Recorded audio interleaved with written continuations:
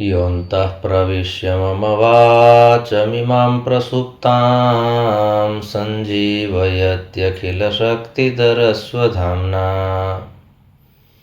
अन्यांश्च हस्तचरणश्रवणत्वगादीन् प्राणान् नमो भगवते पुरुषाय तुभ्यम्। अनन्याश्चिन्तयन्तो मां ये जनाः पर्युपासते तेषां नित्याभियुक्तानां योगक्षेमं वहाम्यहम्। सदाशिवसमारम्भां शङ्कराचार्यमध्यमाम् अस्मदाचार्यपर्यन्तां वन्दे गुरुपरम्पराम्। गुरुर्ब्रह्मा गुरुर्विष्णुः गुरुर्देवो महेश्वरः गुरुः साक्षात् परं ब्रह्म तस्मै श्रीगुरवे नमः। ॐ शान्तिः शान्तिः शान्तिः।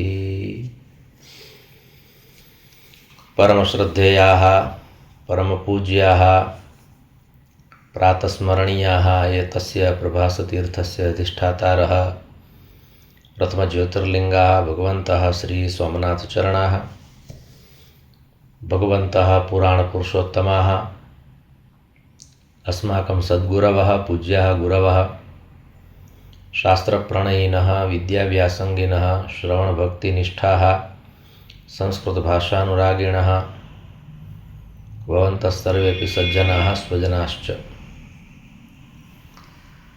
भगवतः पुराणपुरुषोत्तमस्य कृपाप्रसादेन विभोर्वात्सल्येन भगवत्पादानां श्रीमच्छङ्कराचार्याणाम् अनुकम्पया अद्य पुनरेकवारम् अस्माभिः फाल्गुनमासे कृष्णपक्षे सप्तम्यां शुक्रवासरे एतदनुसारं मार्च मासस्य 21तमे दिनाङ्के 25 वर्षे विद्याव्यासङ्गं कर्तुं शास्त्रचर्चां कर्तुं भगवत्पादानां वाणीं गातुं श्रोतुं च अवसरः सम्प्राप्तः। इदमस्ति अस्माकं सर्वेषां परमं सौभाग्यम्। अत्रावसरे भवत्सुविराजमानं परमात्मानं नत्वा भवतां सर्वेषां पुनरेकवारं हृदा मुदा स्वागतं च कृत्वा मंगलाचरणपूर्वकम् अस्माभिः विवेकचूडामणिरितिग्रन्थस्य काचिद् यात्रा विधीयते। सर्ववेदान्तसिद्धान्तगोचरं तमगोचरं गोविन्दं परमानन्दं सद्गुरुं प्रणतोऽस्म्यहम्। अत्र भगवत्पादाः तत्त्वमसीति महावाक्यस्य चर्चया अस्मान् प्रेरयन्ति।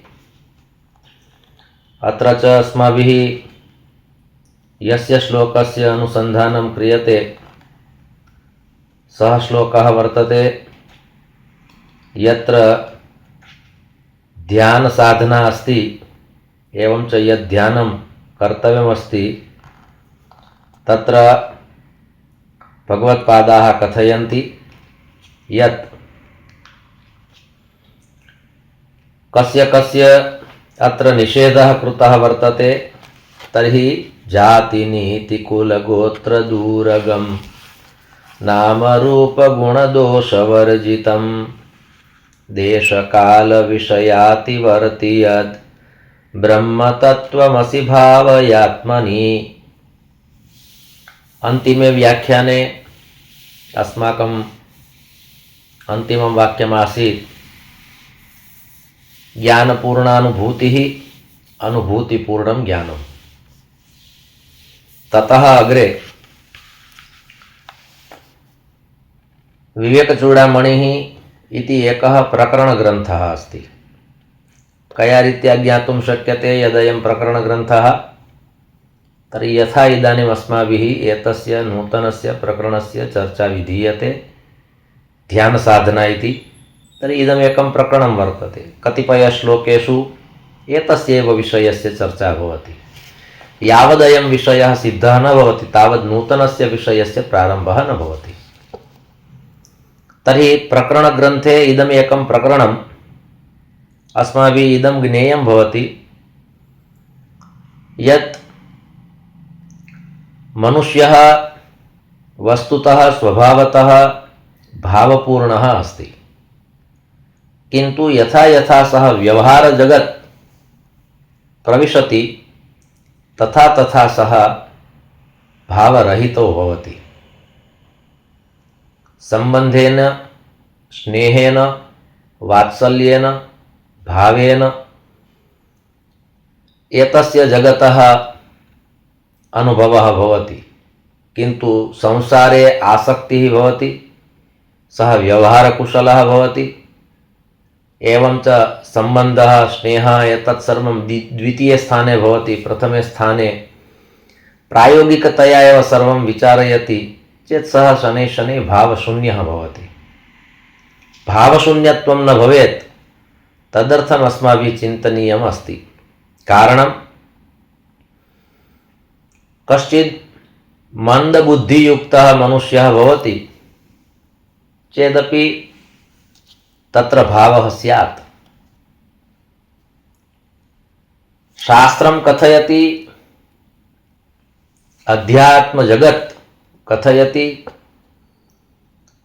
यदि भावपूर्णं जीवनं यापनीयमस्ति चेत् गणितस्य ज्ञानम् अधिकं न प्राप्तव्यम्। यदि कश्चित् जनः गणितविद्यायां बहु कुशलः निपुणः भवति चेत् सः कदाचित् अग्रे गत्वा भावशून्यः भवति। कारणं सर्वत्र तेन गणितं क्रियते, गणना एव क्रियते। अत्र कः लाभः, अत्र मम कृते कः लाभः, अत्र अहं स्वात्मानं कथं योजयामि। तर्हि गणितविद्यायां यः निपुणः भवति, गणितविद्यायां नाम केवलं मैथ्स इति न, किन्तु यत्किमपि कार्यं करोति तत्र गणना करोति। यत्र यत्र गणना आगच्छति तत्र तत्र भावशून्यत्वं भवति। भावपूर्णा स्थितिः नाम यत्र सर्वं देयमेव भवति, किमपि ग्राह्यं न भवति,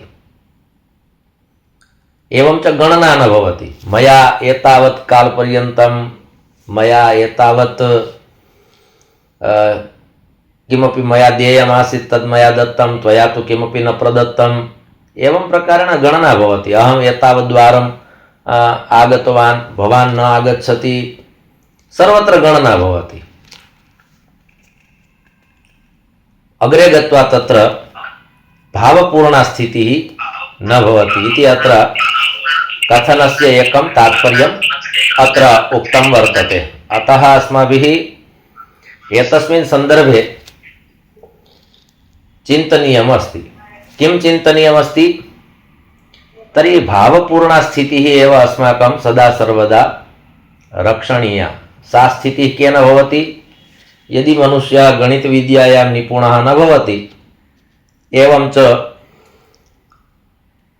या एका उत्तमा स्थितिः वर्तते, शास्त्रनिर्दिष्टा स्थितिः वर्तते, तस्यां स्थित्यां वा तस्यां स्थितौ सः सदा सर्वदा विचारयति। ध्यानविषये स्थिरता आवश्यकी,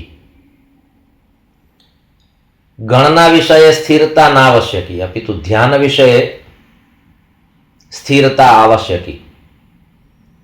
अत्र शास्त्राध्ययनं किञ्चित् साहाय्यं करोति। यः मनुष्यः शास्त्राणि पठति तत्र सहायता भवति। कारणं शास्त्रं नाम एका मार्गदर्शिका। केन मार्गेण मया किं कर्तव्यमिति एका मार्गदर्शिका अस्ति। प्रवृत्तिर्वा निवृत्तिर्वा, तत्र कुत्र मया प्रवृत्तिः कर्तव्या, कुत्र निवृत्तिः कर्तव्या इति मार्गदर्शनं करोति। तर्हि अत्र शास्त्राणाम् आवश्यकता किमर्थं वर्तते, भगवत्पादे किमर्थम् एतादृशाः ग्रन्थाः प्रदत्ताः, न केवलं भगवत्पादे अपि तु अध्यात्मपरम्परायां, भारतीयपरम्परायां, ग्रन्थपरम्परायां, ऋषिभिः मुनिभिः यत्र यत्र अनुभूतिः कृता सा अनुभूतिः संकीर्णा न भवतु। मम कृते एव इयम् अनुभूतिः वर्तते, अन्येन इयम् अनुभूतिः न कर्तव्या। एतादृशः भावः कदापि ऋषीणां मुनीनां कवीनां मनसि नागता। ते तथा गणितं न कुर्वन्ति यत् ध्यानविषये अहमेव अग्रेसरः भविष्यामि, अन्यः कश्चित् ध्यानविषये अग्रेसरः मास्तु। यावत् शक्यमस्ति देयमस्ति। यथा परमात्मा सर्वं ददाति तर्हि वयमपि परमात्मनः अंशाः स्मः चेत् भूतले आगत्य अस्माभिरपि मनसि दित्सा कर्तव्या, दातुम् इच्छा कर्तव्या। अहमपि यावत् शक्यं दातुम् इच्छामि, मयापि देयमस्ति। मम पार्श्वे यदस्ति अहं यत्किमपि दातुं शक्नोमि तद् मया देयमस्ति। तर्हि एतस्मिन् विषये अस्माभिः न विचार्यते यदहं परमात्मनः अंशः अस्मि। परमात्मा सदा सर्वदा ददाति एव, कदापि किमपि न गृह्णाति। मनुष्यः तत्रापि गणितं करोति। तर्हि यादृशः अंशी अस्ति तादृशः एव अंशः भवति। तर्हि परमात्मा सर्वं ददाति, सुन्दरं जीवनं ददाति, मानवदेहं ददाति, एवं च पंचमहाभूतानि सः ददाति, प्राणवायुं ददाति, सर्वं ददाति। तेन मनुष्यात् न किमपि स्वीक्रियते, अपि तु मनुष्याय दीयते। तद्वदस्माभिरपि तथा चिन्तनीयं यद् मयापि देयं वर्तते। प्रकृतिसंरक्षणाय, प्रकृतिपोषणाय, एवं च एतद् यत् चक्रं चलति, कालचक्रं, समयचक्रं, तत्र अहं मदीयं योगदानं कया रीत्या दातुं शक्नोमि इति अस्माभिः विचारः कर्तव्यः।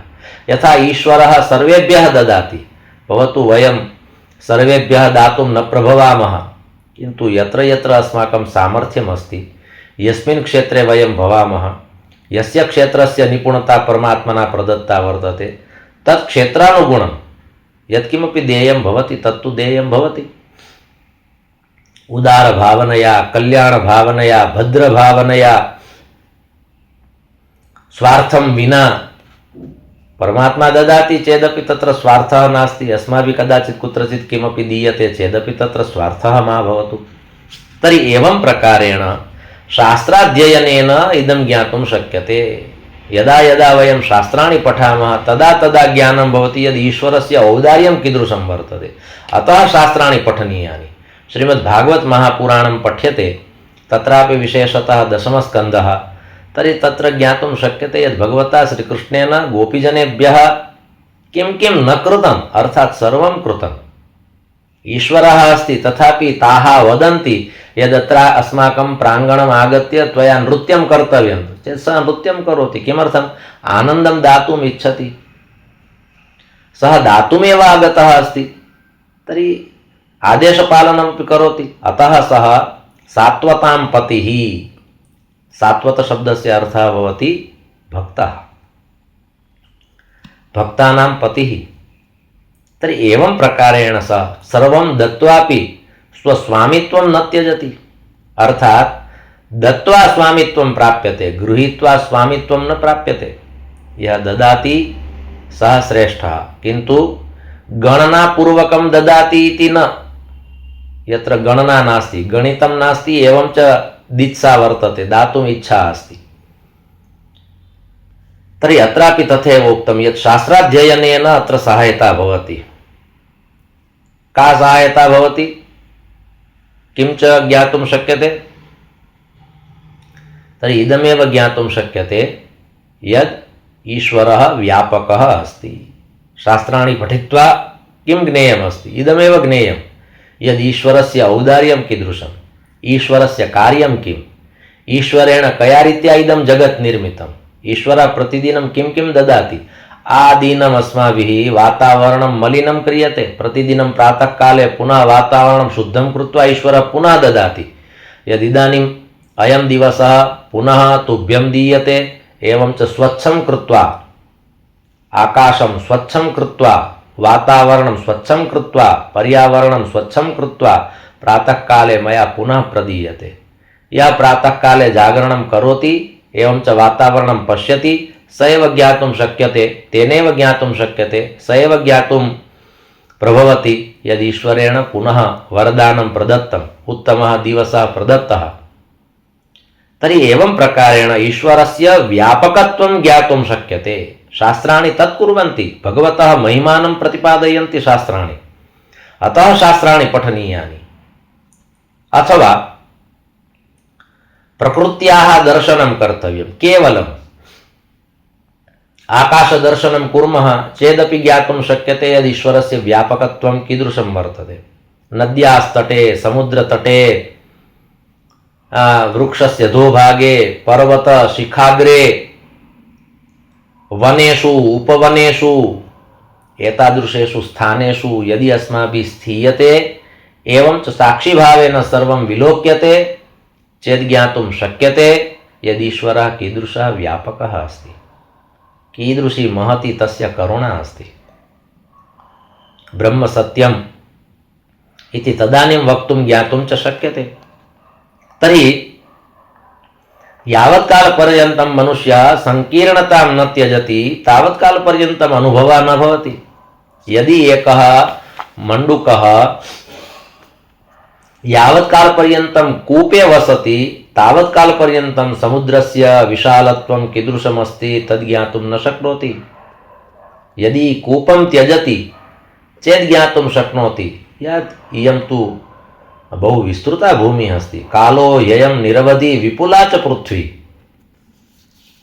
तर्हि तदानीं ज्ञातुं शक्यते। किन्तु कूपस्य मण्डूकस्य एकः स्वभावः अस्ति, यावत्कालपर्यन्तं कूपे वसति तावत्कालपर्यन्तं सः विचारयति यत् जगत् एतावदेव अस्ति। तर्हि कूपः एव जगत् नास्ति, किन्तु तावत्कालपर्यन्तं जगदस्ति यावत्कालपर्यन्तं तेन कूपस्यैव सृष्टिः विलोकिता वर्तते, अन्यत् किमपि न ज्ञातं न विलोकितं। पश्चात् यदा समुद्रदर्शनं क्रियते तेन पश्चात् सः विचारयति ओ अस्मिन् तु अहं तु यस्मिन् जलाशये आसं तत्तु बहु संकीर्णमस्ति, इदानीम् एतद् बहु विस्तृतं वर्तते, इदं जगदस्ति। तद्वत् मनुष्यः यावत्कालपर्यन्तं जात्याः नीत्याः कुलस्य गोत्रस्य संकीर्णतां न त्यजति तावत्कालपर्यन्तं सः ज्ञातुं न शक्नोति यद् ईश्वरस्य व्यापकत्वं कीदृशमस्ति। अतः ब्रह्मणः नाम, ब्रह्मणः रूपं, ब्रह्मणः गुणः वा गुणाः एवं च ब्रह्मणः दोषाः इत्यस्मिन् सन्दर्भे अस्माभिः न चिन्तनीयं। कारणम् अस्माभिः कदाचित् विचार्यते यत् भगवतः बहूनि नामानि सन्ति, तेषां सर्वेषां नाम्नाम् अभ्यासः कर्तव्यः भवति। श्रीमद्भागवत महापुराणस्य 11 स्कन्धः कथयति यत् भगवतः यावन्ति नामानि सन्ति सर्वेषामपि नाम्नाम् अभ्यासं कर्तुमपि न शक्यते। अस्माभिस्तु विष्णुसहस्रनाम स्तोत्रे सहस्रनाम्नां पाठः क्रियते, पुरुषोत्तम सहस्रस्तोत्रे सहस्रनाम्नां पाठः क्रियते। एतस्य अर्थः तादृशः नास्ति यत् तावन्ति एव नामानि सन्ति, ततोप्यधिकानि नामानि सन्ति। एकम एकम नाम अर्थात परमात्मनः एकः एकः गुणः, एका एका लीला। यदि अस्माभिः विचार्यते सहस्रनामानि सन्ति चेत् परमात्मनः सहस्रगुणाः सन्ति, सहस्राधिकगुणाः सन्ति, किन्तु तत्र सहस्रगुणाः एव भीष्मेण ये गुणाः विलोकिताः, भगवता आचार्यचरणेन श्रीमद्वल्लभाचार्येण परमात्मनः ये गुणाः विलोकिताः, भगवता वेदव्यासेन श्रीमद्भागवत महापुराणे परमात्मनः याः लीलाः प्रदर्शिताः, तासु लीलासु ताभ्यः लीलाभ्यः नामानि अत्र तत्र भवता आचार्यचरणेन श्रीमद्वल्लभाचार्येण पुरुषोत्तम सहस्रनाम स्तोत्रे तानि एव नामानि निर्दिष्टानि सन्ति। तस्य अर्थः तादृशः नास्ति यत् तावन्ति एव नामानि सन्ति। अतः नाम्नि अस्माकं पतनं न भवेत्। पतनं न भवेत् नाम तावदेव संकीर्णता न धर्तव्या। यद् इमानि एव नामानि सन्ति एतावत्यः एव लीलाः सन्ति इति न तदपि एकं संकीर्णत्वमस्ति, संकुचितत्वमस्ति।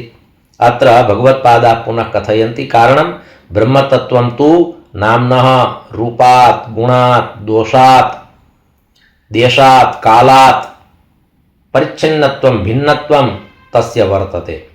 अत्र ये केचन श्लोकाः एतस्मिन् ध्यानसाधना प्रकरणे प्रदत्ताः सन्ति ते सर्वेपि अस्माकं कृते मार्गदर्शकाः भविष्यन्ति। अतः ध्यानसमये अस्माभिः एतस्य पुनरावर्तनं कर्तव्यं। ध्यानसमये प्रतिदिनं प्रातः उत्थाय प्रतिदिनम् अत्र एकः महत्त्वपूर्णः सिद्धान्तः अनेन श्लोकेन स्पष्टः भवति। प्रतिदिनं प्रातः उत्थाय एकः विचारः कर्तव्यः, यद् ईश्वरस्य कियान् अनुग्रहः मयि वर्तते, ईश्वरेण किं किं प्रदत्तम्, ईश्वरस्य भारः वर्तते मयि। कारणं प्रतिदिनं सः ददाति, सः प्रतिदिनं ददाति इति न प्रतिक्षणं ददाति, तस्य अनुभवः कर्तव्यः। गोपीभिः तादृशः विचारः प्रतिदिनं न कृतः, किन्तु यदा ज्ञातं यदद्य श्रीकृष्णः गोकुलं त्यक्त्वा मथुरां गच्छति, पश्चात् गोप्यः विचारयन्ति यत् श्रीकृष्णेन किं किं प्रदत्तम्, एतादृशः श्रीकृष्णः अद्य गच्छति इति कृत्वा दुःखं भवति। किन्तु यदि प्रतिदिनं तादृशः विचारः कृतः स्यात् चेत् कृतश्चेत् अस्माभिरपि प्रतिदिनं तत् चिन्तनीयम् अनेन व्याजेन। यदा ध्यानावस्थायाम् अस्माभिः स्थीयते वा विचारः क्रियते वा साधना क्रियते वा उपासना क्रियते भजनं क्रियते, तस्मिन् समये एकः एव विचारः कर्तव्यः, यदि ईश्वरस्य महान् अनुग्रहः वर्तते मयि, तर्हि मार्गदर्शनाय इमानि शास्त्राणि एतदेव कथयन्ति यत् भवता पवित्रभावनया दिव्यमनोवृत्त्या परमात्मना यद् रूपमस्ति तद् रूपम् अस्माभिः दृष्ट्वा दृष्ट्वा स्वस्वरूपानुसन्धानं कर्तव्यमस्ति। कीटभ्रमरन्यायं स्मरामि। यथा कीटः सततं भ्रमरं चिन्तयति एवं च अग्रे गत्वा सः भ्रमरः भवति, तद्वत् सततं ब्रह्मणः प्रातःकाले चिन्तनं क्रियते चेत् उपनिषत् कथयति ब्रह्मविद् ब्रह्मैव भवति। यः ब्रह्मणः चिन्तनं करोति स अग्रे गत्वा ब्रह्म एव भवति। मूलतः शब्दः अस्ति ब्रह्मन्, नपुंसकलिङ्गे रूपाणि भवन्ति। तर्हि प्रतिदिनं यथा अस्माभिः ईश्वरस्य कृपायाः विचारः क्रियते तद्वत् प्रतिदिनम् अस्माभिः एतदपि चिन्तनीयम्, अहं प्रतिक्षणं प्रतिदिवसं मया श्मशानं प्रति यात्रा क्रियते।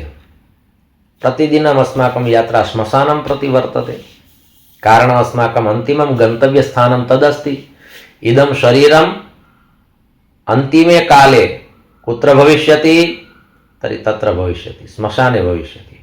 शरीरस्य अन्त इति कृत्वा कस्यचित् मरणं भवति, एवं च सा यात्रा वर्तते, तस्याः यात्रायाः नाम किम्, अन्तिमयात्रा।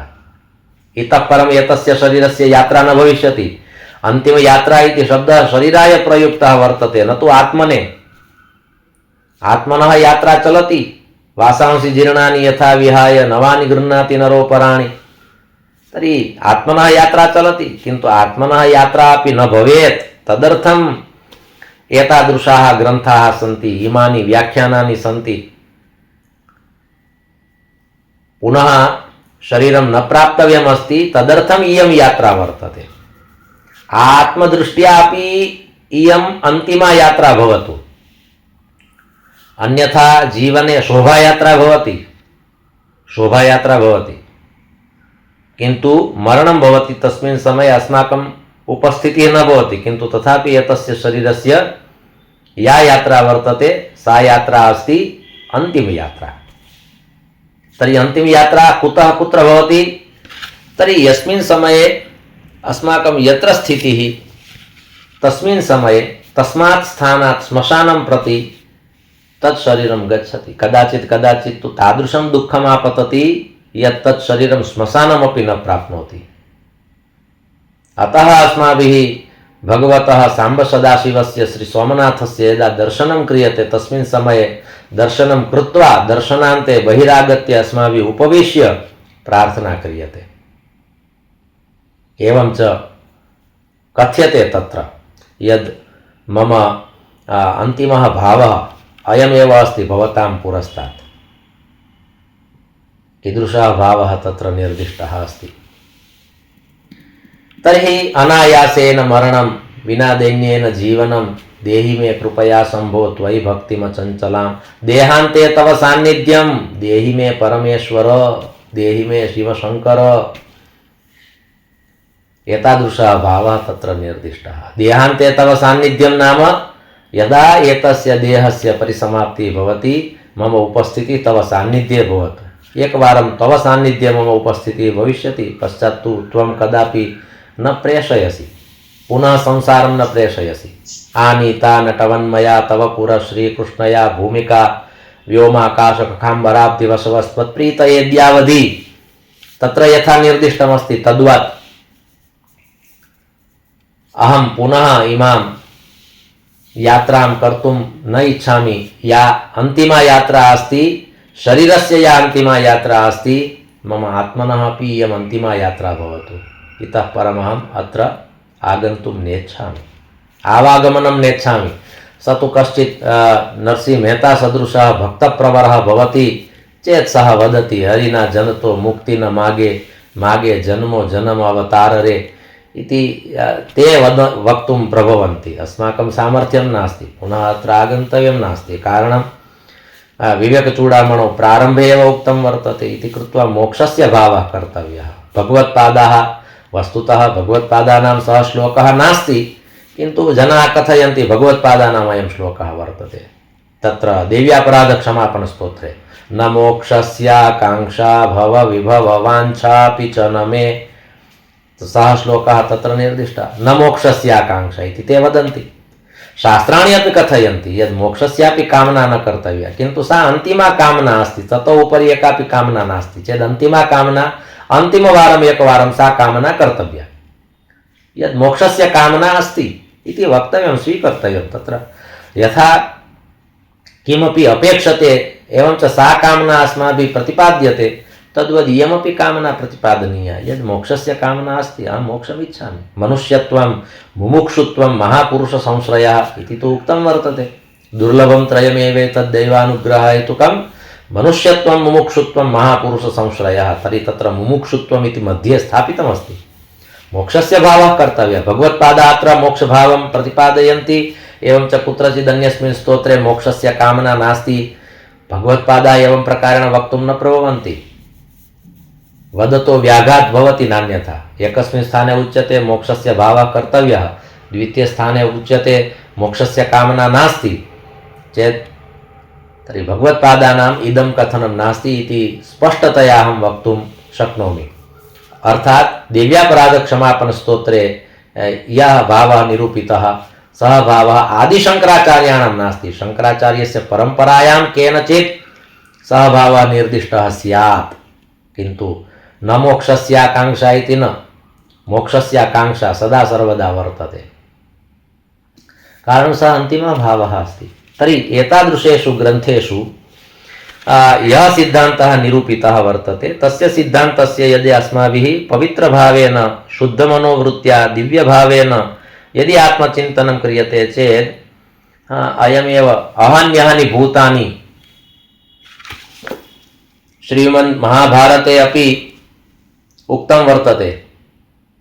श्रीमन्महाभारते अपि उक्तमस्ति यत् प्रतिदिनं कियन्ति शरीराणि श्मशानाय गच्छन्ति वा श्मशानं प्रति गच्छन्ति, तथापि अहमत्र चिरं स्थास्यामि, अत्रैव स्थास्यामि, मम अस्तित्वं सदा सर्वदा वर्तते। एतादृशं यः विचारयति तस्माद् अधिकः कश्चित् अन्यः मूढः नास्ति इति युधिष्ठिरः महाभारते वदति।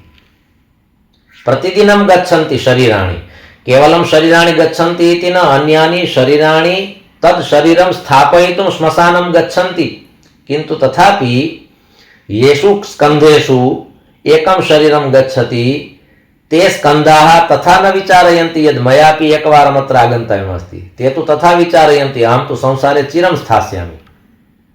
तथा नास्ति। तर्हि अत्र अस्माकं यात्रा प्रतिदिनं श्मशानं प्रति वर्तते। अतः भगवत्पादाः कथयन्ति यत् भूतकालस्य शोकम् अकृत्वा भविष्यस्य चिन्तां विहाय वर्तमाने ध्यानसाधनायां किं कर्तुं शक्यते, निधिध्यासनरूपेण किं कर्तुं शक्यते, एवं च इदानीं मत्तः किं भवितुमर्हति, आत्मकल्याणाय जगत्कल्याणाय न केवलं व्यष्टेः अपि तु समष्टेः अपि कल्याणं भवेत्, तदर्थम् अहं स्वात्मानं तत्र योजयितुं शक्नोमि वा न, मया किं कर्तव्यम् इति तस्मिन् सन्दर्भे उक्तमस्ति। तस्य चिन्तनं कर्तव्यम्। अद्य अहं कस्मै किं दास्यामि, यथा कर्णस्य नियमः स्वर्णं दातुम् आसीत्, तद्वद् अस्माकमपि कश्चित् नियमः यद् मया अद्य किमपि कस्मैचित् देयमस्ति। यदा दातुं विचारः आगच्छति चेत् दातुं वस्तु अपि आगच्छति। केनचित् विचार्यते मम पार्श्वे किमपि आगच्छेत् चेदहं दास्यामि। परमात्मा कथयति दातुं विचारं कुरु, पश्चादहं दास्यामि।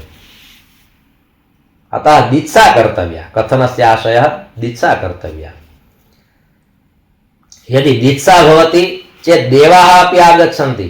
एवं च दधीचि मुनये ते कथयन्ति यद् अस्थिनि अपेक्षन्ते।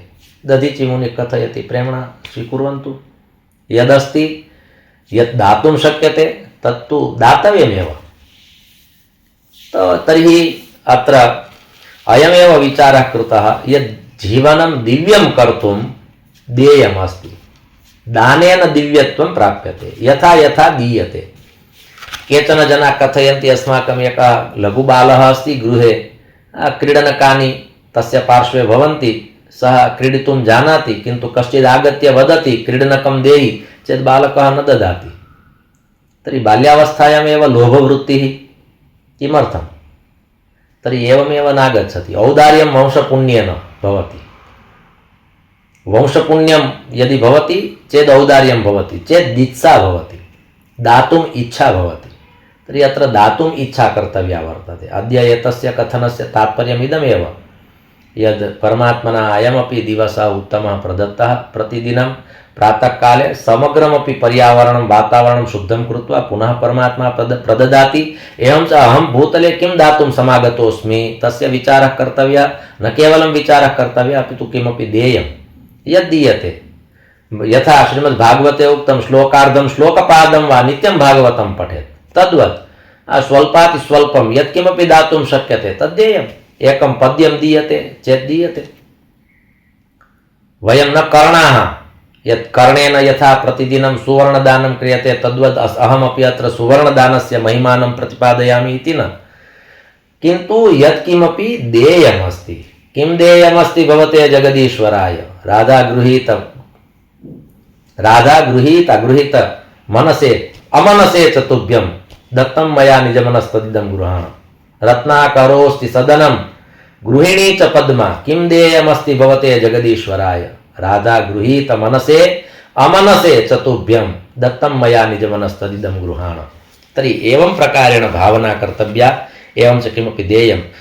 अनेन किं भवति? जीवने एका स्थिरता आगच्छति। जीवनस्य एकं सातत्यं भवति। यत् किमर्थं किं कार्यमस्ति, यथा प्रतिदिनस्य अयम् उपक्रमः भवति यत् प्रातःकाले एतस्मिन् समये अस्माभिः स्थातव्यमस्ति, श्रोतव्यमस्ति, पठनीयमस्ति चेत् अनेन एकं सातत्यम् आगच्छति। यथा परमात्मनः एका नियता सृष्टिः वर्तते तद्वद् अस्माकं जीवनमपि एकं नियतं भवति। सूर्यस्य नियमः अस्ति यद् मया प्रातः 7 वादने, 6:30 वादने, पादोन 7 वादने उदयाचलं प्राप्तव्यमस्ति चेत् सः प्राप्नोति। एवं च पश्चात् समग्रा इयं सृष्टिः कार्यान्विता भवति। तद्वद् अस्माकमपि प्रातःकालः विवेकचूडामणिरूपेण सूर्येण भवति चेत् अस्माकमपि इयं सृष्टिः कार्यान्विता भवति। एतादृशः भावः मनसि स्थिरः कर्तव्यः। द्वाभ्यां श्लोकाभ्यां सत्रमिदमस्माभिः भगवच्चरणयोः समर्प्यते। धर्मस्य विजयो भूयाद् धर्मस्य पराभवः, प्राणिनां चैव सद्भावः भूयाद् विश्वस्य मङ्गलम्। सर्वे भवन्तु सुखिनः, सर्वे सन्तु निरामयाः, सर्वे भद्राणि पश्यन्तु, मा कश्चित् दुःखभाग् भवेत्। ओम शान्तिः शान्तिः शान्तिः। ओम।